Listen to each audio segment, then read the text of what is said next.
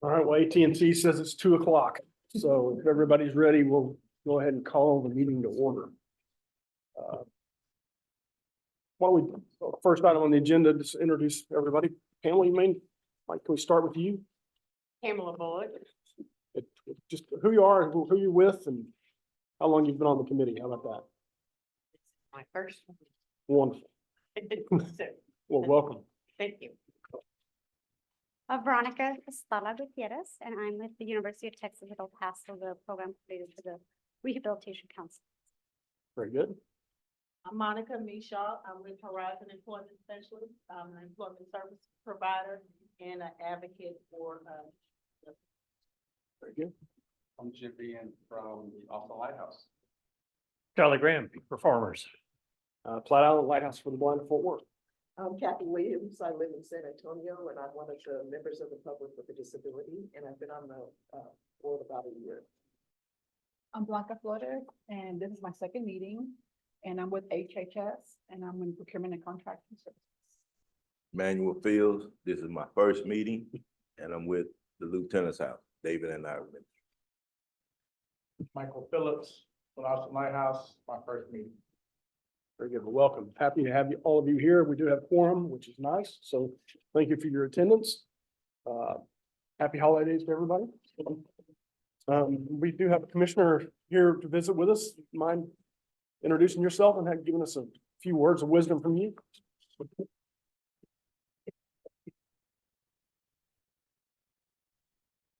Thank you, Chair Allen. It's been a while, so I just want to say good afternoon to all the council members, especially the new council members.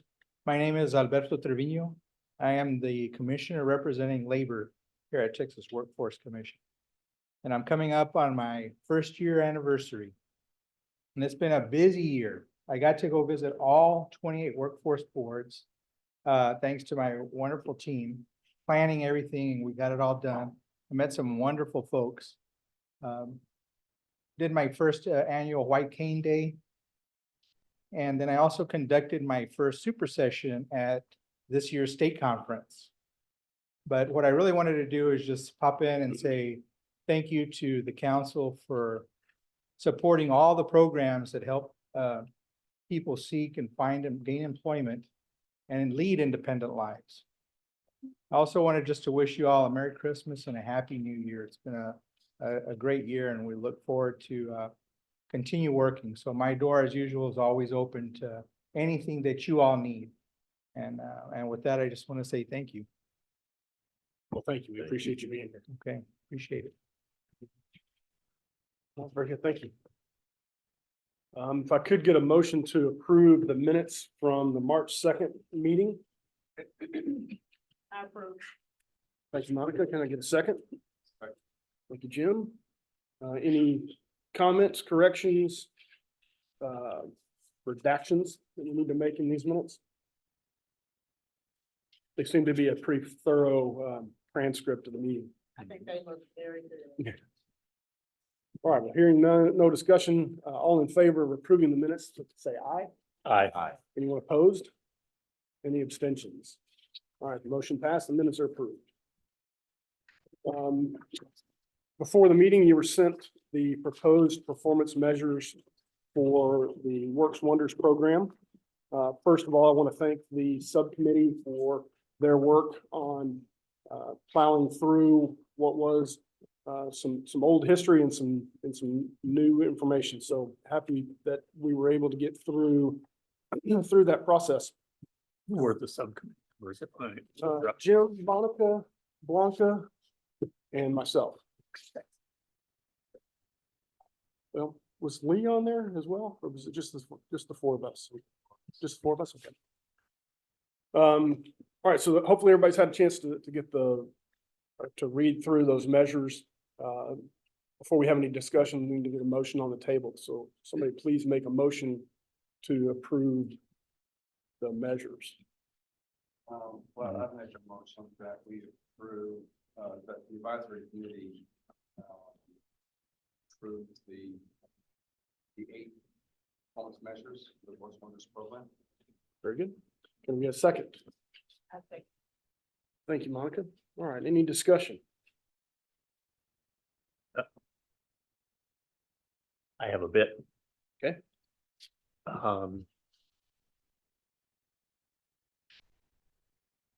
I can unanimously support or vociferously support any measures that are an outgrowth of the law. But it appears to me that there are several measures in this draft, and I'm assuming it's still a draft. Until it's approved, yes. There are several in here that I don't recognize as having an origin in the legislation. I think every one of them is mentioned is in there, in that subgroup. You can pull that up.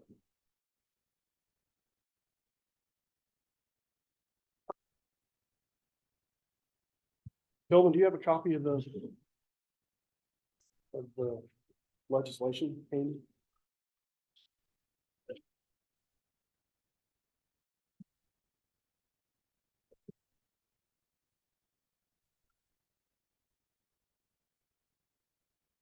Okay, thank you.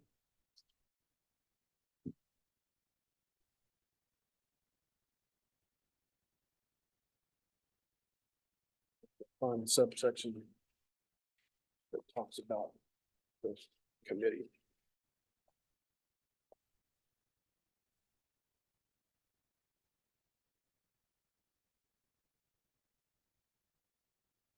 So here are these are those. Here you go. Yeah, I think I have them too. I think, okay. The advisory committee shall, okay. In developing performance measures, the advisory committee must consider the following factors as applicable to the program administered under this chapter. The percentage of total sales revenue attributable to the program as paid in wages to individuals with disabilities and spent on direct training and professional development services for individuals with disabilities. The average hourly wage, this is a benefit to others too. The average hourly wage earned by an individual participating in the program. The average annual salary earned by an individual participating in the program. The number of individuals with disabilities participating in the program paid less than minimum wage, and occupations into which such individuals are placed. The average number of hours worked each week by each individual with a disability who participates in the program. And the number of I added and.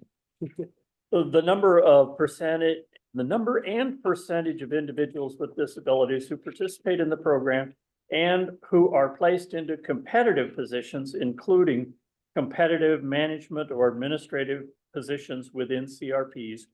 Now we get the and. The percentage of work performed by individuals with disabilities who participate in the program collectively, that is purely repackaging labor, quantified in hours worked and based in actual job performance. This looks pretty much verbatim. Pretty close. Thank you, Jeff. Pretty close.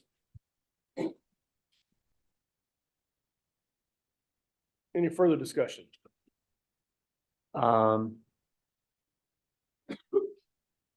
Yeah, I have another one. I've got to get back to my mental notes here. Number 6 was, not in. Oh, yeah. Yeah, thank you. I think 6 was a hangover from the first set. But we can certainly strike it if we want to strike it.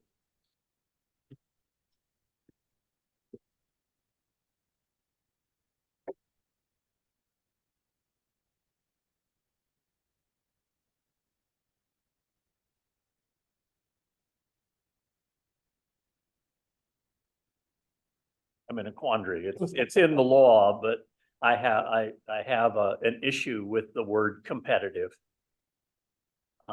It's been bandied about a bit as competitive integrated employment and competitive wages and competitive jobs. And And I really don't understand what it means in this context.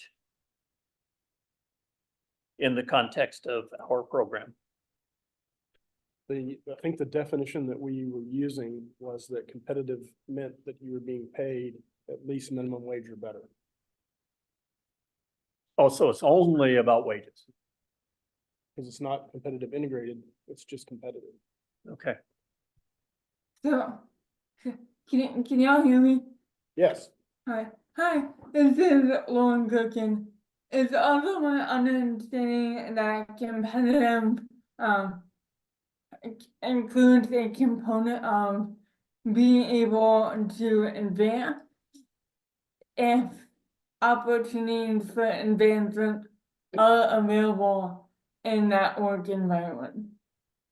So it's about getting better minimum wage or higher, being at a wage that is competitive with your other coworkers and being able to pursue opportunities for advancement if they are available.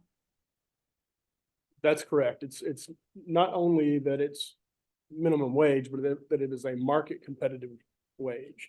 Right. So yes, I believe that that was the consideration for the use of that word.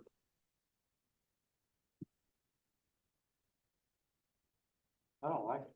You don't like it? No, I don't. I think that. I think all the wages that I pay are competitive. They're competitive with the outside.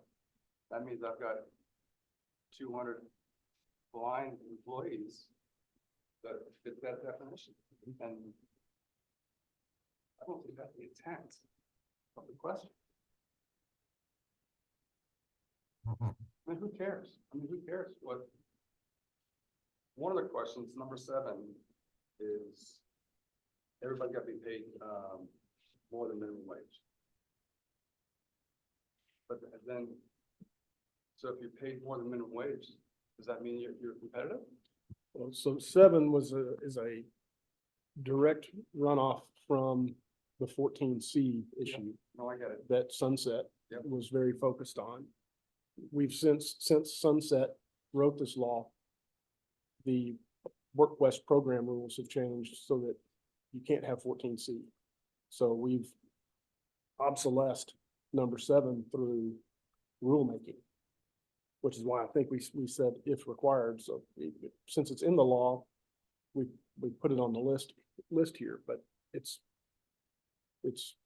no longer necessary. Are there no In my opinion. CRPs using sub-minimum wage? None. No, okay. Well, there may be CRPs that are using sub-minimum wage, but they're not allowed to use it on. In this program? Yeah, we're talking Okay. about the PPD, no. Okay. That's helpful to know. Yeah, so it has obsolesced. Is So number rulemaking. 7 moot then? It is, which is why we put if required. So if the committee. Oh, wants that's to- why there's a space there. Yes, if Okay. the committee wants to follow directly with what's in the law, then we would include 7 and 8. Otherwise, we believe that most of that's been taken care of through the work that WorkQuest has done to change the rules on how you play within the Works Wonders program. And why don't we strike those? It's certainly possible. Would recommend that. So if you want to make a motion, we can I vote on, we can move vote that- on that edit. I move, well, I'll do it incrementally. I move that number 7 be stricken because it's moot. Can I get a second? All right, any discussion on number 7? Further discussion on number 7? All right, everyone in favor of striking number 7 as being moot, please indicate so by saying aye. Aye. Any opposed? Any abstentions? All right, number 7 is struck. My next motion is that number 8 on the list be stricken. Is that the right word? Stricken? Sure. Striked, struck. Struck.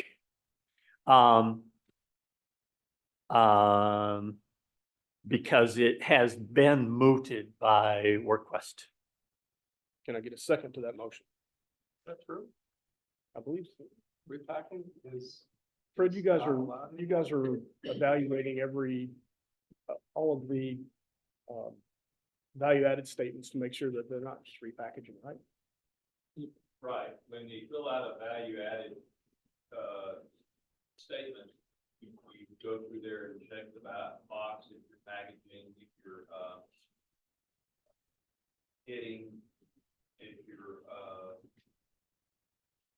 manufacturing. We ask each value added statement when you fill out the cost analysis. And if it is strictly or purely repackaging, is it disallowed or do you It is require allowed. more? Yeah, but let me clarify, strictly repackaging is not allowed. You have to reform the product into a sellable form.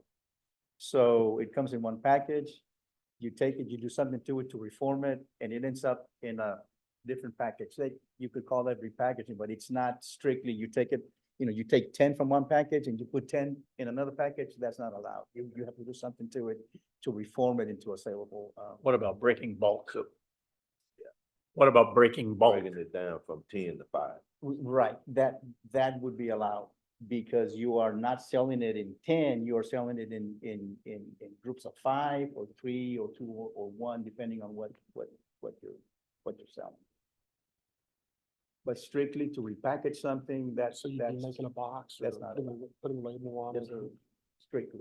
there's additional value you're adding to that process other than taking 2 out of a box and putting 2 in another box. But what if you're taking 2 out of a box of 1,000 and putting them into a box of 2? Is that permitted? Yes. Yeah. Yes, that, Okay. yeah, because you're selling a smaller quantity, and you're repackaging that and put it into a small quantity.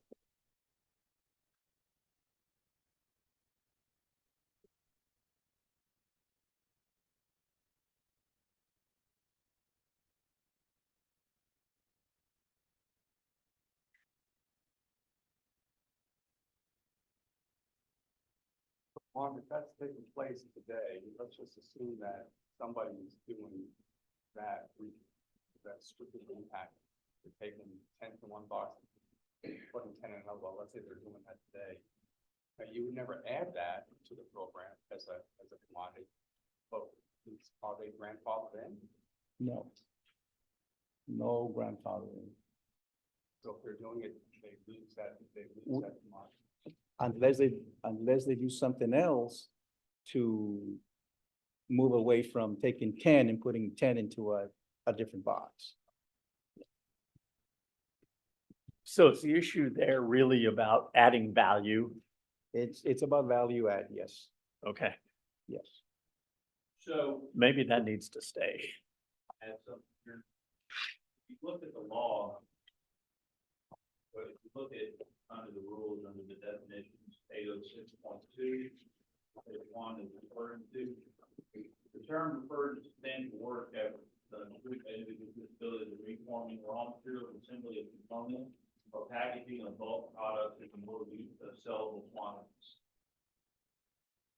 So I'm just letting you know that it's in the rules that they can do that. I don't have the rules handy. Is that permissible? That just read. Okay, thank you. Go to 806, you have to vote flat, Yes, I do. look at page 22, under definitions, under appreciable contribution, first one. I'm reading it. Thank you.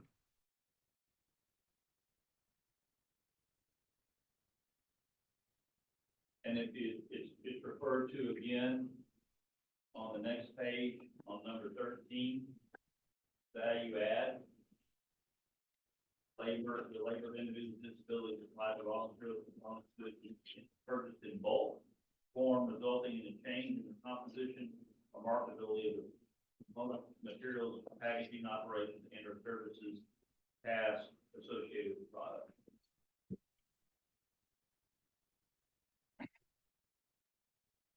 And Juan is exactly correct. What, when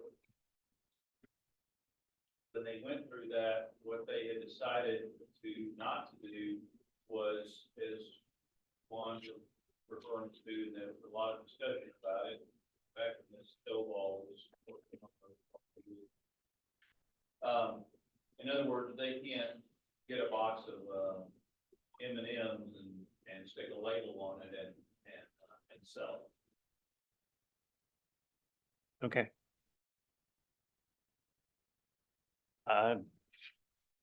Maybe number 8 needs to stay. Did I make a motion We had a motion and a second. Currently in discussion. on 8? Yes. Oh.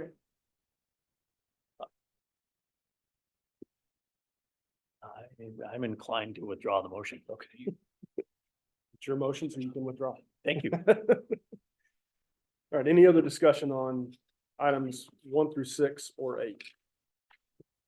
I have one more question. Yes, sir. Only one. Fred, if this document is adopted, does the quarterly report need to be modified to include any of these measurement standards? Kyle, I know you guys and the That last one that y'all were talking about. would be the only one that would be added to. So 1 through 6. Right now, the Yes, sir. CRPs don't break, I mean, they send us a quarterly report of the wages, but they don't break it out by saying, you know, out of that 1,000 hours, 200 of it's packaging. So we would have to have them do something. You know, we can identify the ones that they had that they're repackaging and help them from the standpoint of saying, you gotta have this number, I mean, the people working on this particular project, you need to have those hours. And so something taken out. That would be the only change I would see from that report that you're looking at. Okay, so my next question is a follow-on on that, and that is, would WorkQuest be able to do these computations from the reports that are already provided by the CRPs? Yeah. Okay, thank you. Now, I have a question. Do we really want the CRP breaking down the packaging hours? Because once you do that, then every other category that we're servicing in or working in is gonna end up going into that trend. Well, tell me how many hours it took to cut a lawn or, you know, per contract. I mean, if we start going down that road, just a question. Again, 8 was included because it's in the law. So if we want collectively to exclude it, we can. It's up to the committee.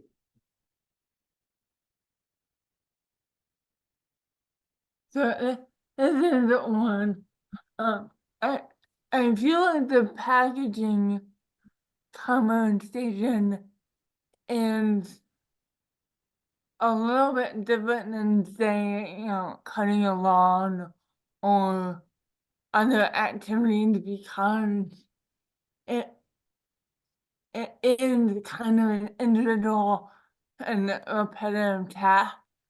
I mean, I think it's worth leaving number 8 in there, because there has been more interest in understanding the numbers behind that packaging activity. I don't foresee it spiraling into monitoring the hours of every activity that takes place. If that makes sense. And I can repeat any of that if it's difficult to understand. Okay, thank you. We have a motion on the table to approve 1 through 6 and 8. Is there any further discussion on items 1 through 6 and 8? So one can't do number 8, is that correct? Can't just do repackaging, is that correct? Right, you In this have to program, add you can't- value to, Right. to the product and you can break a bulk, That's not just repackaging. right, exactly. So number 8's not possible, is that true? Well, I think what 8 refers to is in cases where you are doing repackaging, taking something and reforming it into something, into a different package.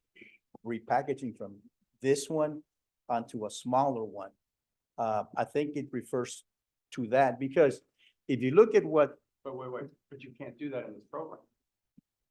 strictly taking something that came in, let's say in a group of 10 and you put it into another group of 10, that's strictly, that's just repackaging. You can't do anything. That's not allowed. You have to reformat it. You have to add value to it. Right, but that's not, so then that is not purely repackaged. Exactly. What I described is not purely repackaging. Yeah, but so I'm thinking that number 8 refers to the work that is done in reformatting something to repackage it into something that's allowed. So then as it's written, is you can't, within the Works Wonders program, you can't do number 8. You Strictly, can do yeah, other bulk packing, whatever we gonna call this stuff. yes. Other value adds. But number 8, as it's written, it's not possible. Correct. Well, that would be Which is why the subcommittee segmented it off, saying that like the If you wanna 14C issue. reword it to include all the bulk break or break bulk or if you want to do that, whatever. I think Lieutenant's point is pretty valid too, though, in that how far down this rabbit hole do we want to go with measuring different segments of production processes? That's what we would be doing. Correct. Which is why the subcommittee was attentive to not have it be included. Because it's already been through sunset and the recrafting of this law, it's already been excluded, if you will. Then it should be stricken. You want to make that motion again? I'll make that motion again. I move that number 8 be stricken from the performance measures. Is there a second to that motion? I think. Thank you, Monica. All right, so 7 and 8 are struck. So there's still a motion on the table to approve items 1 through 6. We have a second. We're in discussion. Is there any further discussion on items 1 through 6?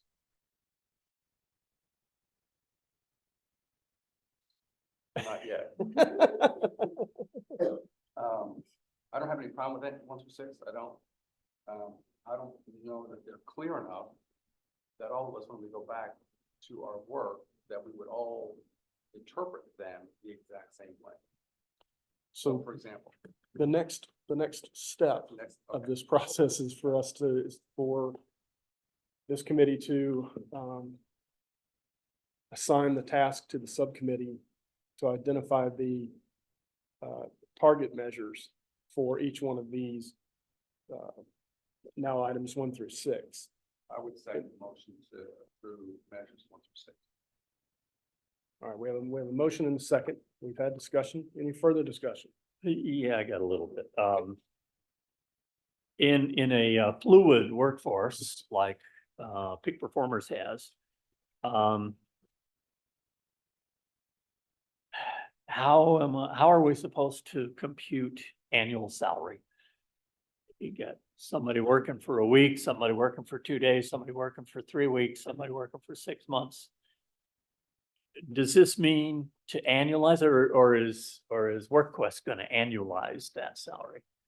And how are they going to get to that individual from the reports? Yes, me. Yeah, sorry. Because Well, Fred Weber Just for the Fred record. Weber for the record. That's a good question. The way we're doing it now is that if you take the total number of hours and then you divide it by the number of individuals, you'll get an average wage annually.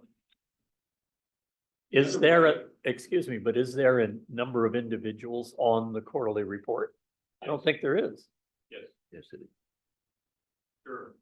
We track the number of individuals. We start with a beginning number. Oh, yeah, beginning of the year, end of the year, okay. So I think there's two ways of doing it. You know, you have the situation where you have some of the individuals with disabilities that maybe it's, let's go to the Pharrell product.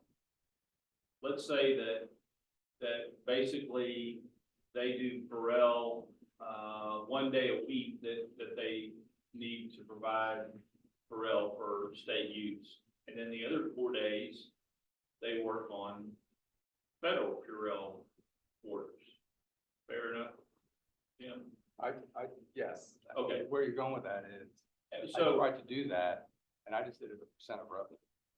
4% of total hours worked. yeah, well, I'm just saying, but we look at the hours that they have. If you want to look at, the way I always thought you would do it is that because of the way we're set up and the way that individuals with disabilities have to do their time so that they can continue to receive benefits and such like that, if you take the average hourly wage, which is 18, what? 92? 1837. 1837 multiplied by 2040 for total number of hours, then that's kind of, if everybody worked those hours, that would kind of be your average wage if they work full year round. But to go to your point, the way that we handle it now is that we take the number of hours that are worked, and divide it by the 2040 and get the annual average hourly wage. Did I say that right? Okay, thank you. So, but like I said, you may, Lieutenant's house, they may go out and they may have individuals that work 3 days a week doing litter pickup and they don't do 5 days a week. So, but those individuals are still counted in the program. So you have a lot of, you have individuals, but they don't all work a full, maybe work a full year. So that's how we report it. So it may look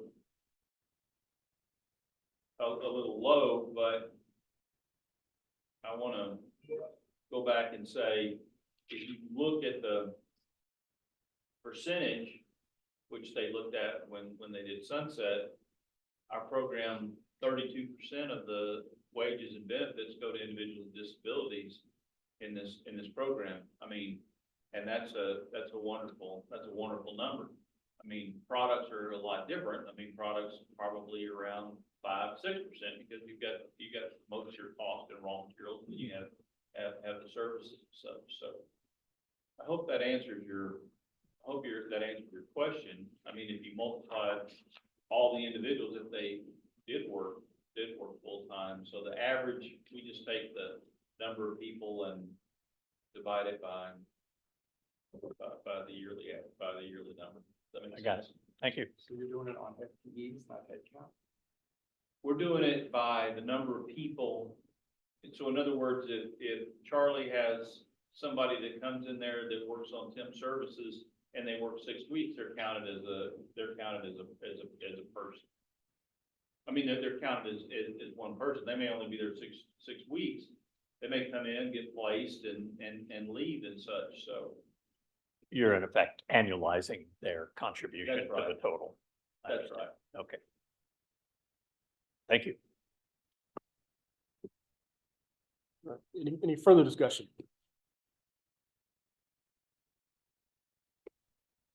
All right, hearing none, all in favor of approving items 1 through 6 and passing them on to the subcommittee for identification of target values, please indicate so by saying aye.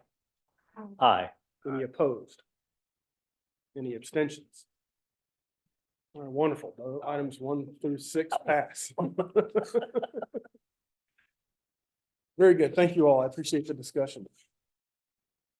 Juan, you want to give the update on, I think we gotta go to number 8. sorry?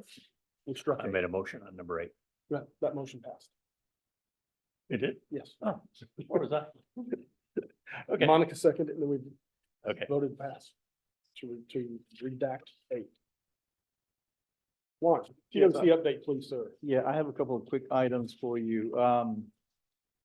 Wanted to update you on the recertifications. As you may know, CRPs recertify every 3 years. So we've been doing that. In 2023, we recertified 32 CRPs that were due in different time points in 2023. So 32 of those CRPs were recertified. There were a handful that did not recertify voluntarily, meaning they didn't submit an application and they told workplace, we're not interested in recertifying. And for 2024, we have 46 CRPs that are up there that will be up for recertification in 2024. So we'll be looking at those. What we do with our desk reviews, we're required to do a desk review. I think it's at least once a year, but that's only 2 of us. So what we're focusing on is doing desk reviews on CRPs that are coming up for recertification.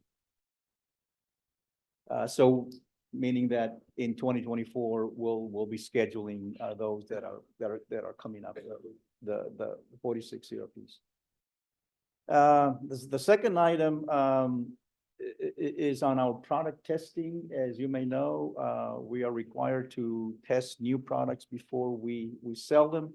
We have a contract, as we've stated before, with Texas State University. It's a 5-year contract. It's with an initial 2-year term and 3 1-year renewals. We are currently now in our first 1-year renewal. And the contract calls for testing 36 products a year. That's a combination of new products and products from the exceptions list. And that's going as expected. We get reports from Texas State on the results of testing on the products, and we provide those results to WorkQuest to provide back to the CRPs. And those service feedback. It's not a gotcha. It's not to tell the CRPs your product is not good enough. It's to give them feedback on the quality of the product so that they can go back and do whatever adjustments to that and sell a quality product to the program. So that's essentially it. That's all I have. Kelvin, anything you want to add? Well, I think Juan has covered everything. Fred, we'll turn it over to you for update on WorkQuest. Well, thank you. Welcome, new members. Glad you're here. Great to see you. Nice forum. Just a little WorkQuest update. The state youth programs continue to grow and provide meaningful employment opportunities for individuals with disabilities in fiscal 2023. Texas continues to be leading state youth program among its peers and ranking it on top of all of the measurements. In fiscal year 2023, the WorkQuest program employed 6,459 individuals with disabilities through products, services, and temporary services offered through the program. Those individuals earned $74,108,182 in wages and benefits. That's 15% over the previous year. The program also employed 1,783 individuals without disabilities who earn 22,101,647 in wages and benefits. The program continued to increase in the amount paid back to individuals with disabilities as the average wage on Works Wonders contracts increased from $16.37 to $18.37. Exactly $2. I don't know how that happened. With annual sales of over 228 million, 32% of the money earned through the program went back to workers with disabilities in the form of wages and benefits. CRPs also continued vocational training and supported employment activities. In FY 23, CRPs placed 1,163 individuals into positions outside of the program. 580 of those individuals had previously worked on Works Wonders contracts. Individuals also experienced upward mobility in the program, with 222 employees with disabilities promoted within the CRPs.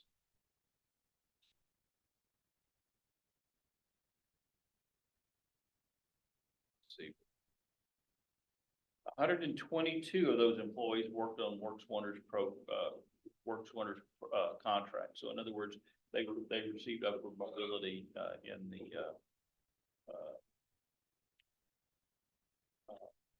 on the Works Wonders contracts. So that's really the update. We're working very hard. I'm kind of off script, so I better be careful. We're working very hard to help Juan and Kelvin with recertifications and certifications. We hired a vocational specialist, Margarita, to help with CRPs who are having trouble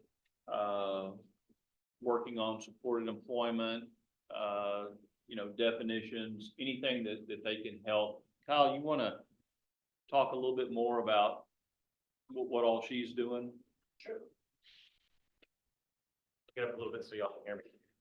Yeah, Margie Garcia is she is a vocational rehabilitation specialist. She's been helping CRPs meet their compliance requirements related to disability determinations and person-centered planning, really giving CRPs the tools and understanding resources, what proper disability documentation looks like, how to find those resources to make a determination, and then how to conduct a person-centered plan and help individuals find resources to meet their employment goals, whatever those goals may be, kind of identifying those goals, and figuring out how a CRP can assist them in reaching those goals, be it at the CRP or out in the community, wherever that might be. So yeah, we brought Margie on in June and been really excited to have her going out and meeting with all the CRPs and working with them. And I think it's been really successful so far. Very good. One of the things that we're working on this year, we're looking at is to hire a couple of compliance specialists to kind of help. Not really so much compliance. I mean, Juan and Kelvin do a great job of doing that, but really kind of compliance with contracts. We're getting kind of to the point where we're getting pretty large and our region managers are spread a little bit thin, with mainly doing a lot of contract management and such. So we're working really hard at trying to get that, because that's one of the keys of the key successes, I believe, of the program, to make sure that we're providing the services and the products and such that we're need to do. Any questions? So that's my update. Do y'all have any questions? Any questions for Fred? I think one of the things that are going forward is, the point of interest is the documentation of disability work. I think that's one of the things we're looking to concentrate on, having individual disability properly documented. I think that's on our high radar. And also the education of state agents on the program. I know there's a lot of turnover. People retiring from moving around. I think a lot of education. So that's kind of what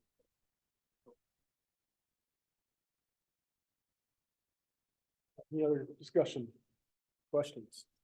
Well, I would like to take a moment to thank the subcommittee and everybody on it for their work on this. That was no small task. There's still more work to be done. Yeah, finding the number. Yes, yes. Any comment from anyone in the gallery? All right, hearing none, I'll take a motion to adjourn. I have one question Yes, before sir. we adjourn. When is the next sunset review? Gosh, Fred, when?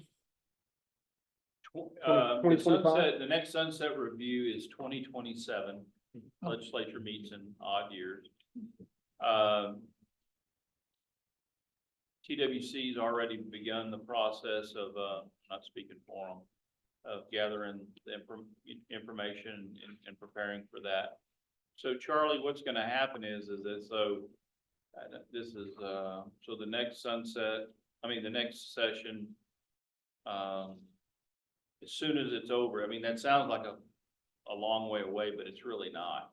Because what happens is that, or what historically has happened, is the day after sine die, we get a call from Sunset. I think it'll probably go to them this year, to TWC, and say, okay, we're gonna schedule 6 weeks or whatever with you during that. So it'll actually start in 2025. As soon as that session over. The reason they always wait for that is that in case the sunset date, changes and such. So anyway, but they've already begun, from the TWC standpoint, they've already begun the process of preparing the information. And since we're tied to TWC now, the sunset will probably be done at the same time as one of the programs under TWC. Is that That's probably correct, yeah. right? Okay, thank you. Sorry. That's perfect. Fine. Any other discussion? All right. Yes, sir. You said that you all already have most of the metrics here.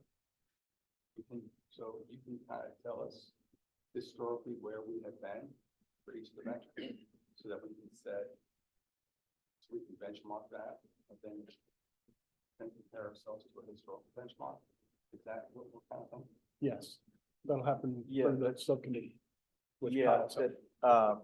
we gather data for a year, and that data's in, and so, we're working with our performance and reporting folks, looking at the data, so they'll be involved with I would imagine with a subgroup to talk about what the data shows and what potential targets could look like. I move we adjourn. Can I get a second? Second. All in favor of adjourning? Please say aye. Aye. Anyone opposed? All right, thank you all very much. Happy holidays, Merry Christmas. Thank you guys for being here. I appreciate having quorum. Thank you for joining us on Zoom. And we'll look forward to seeing you in person. next Probably time. my fault. All right, with that, we stand adjourned.